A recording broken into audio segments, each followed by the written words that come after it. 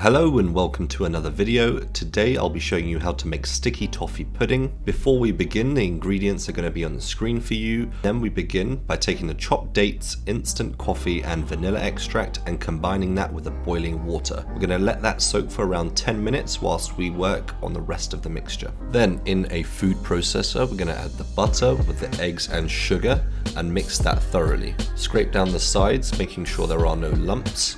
And then once you've done that, we're going to add in the flour and then slowly pulse that. When I say pulse, this is what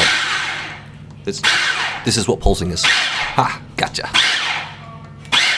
You don't want to mix the flour for too long, that's why we pulse it in. Once the flour's been incorporated, empty it into a large bowl, then you can add the dates that have been soaking. Mix that in until you get a nice coffee color alongside a nice creamy consistency. If you don't have a food processor, you can do this by hand too, it just takes a little bit longer, so be prepared for somewhat of a workout. Once the mixture looks like mine, then you're ready to grease a cake tin or bowl. Use some butter and just spread it around that bowl. I use my fingers after to really get in there and make sure that it's well greased, taking no chances. Once you're happy with that, pour in the mixture and put it in the oven. It's going to need roughly 30 to 40 minutes at 180 degrees Celsius or 350 Fahrenheit. As that's baking, we're going to start working on the sauce. A beautiful rich sauce that's worth all the calories. The ingredients again are going to be on the screen. This is a super easy sauce to make, so don't worry about messing it up. Just add in all the ingredients except the cream and then melt it down. You're going to do this on a medium to high heat. Once that's been melted, you're going to add in the cream.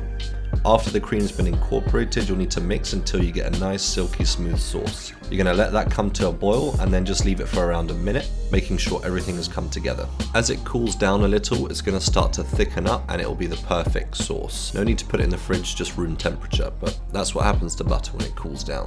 Science. Check on the cake by using a toothpick or kebab skewer in this case. If the toothpick comes out with nothing on it, so no batter, then you're good. It's been cooked through. Big boy bacon tip, that one. Then I like to add a thin layer of the sauce on top as it's cooling down, just to give it a nice shine and a silky layer on the top. You can see how the sauce has thickened up and become just right.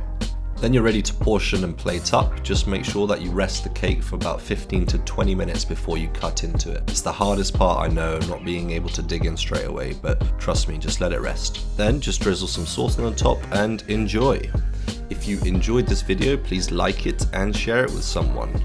And if you haven't subscribed, please do that also. As a reward, you'll get to watch what I think is one of my best food edits yet, so here you go.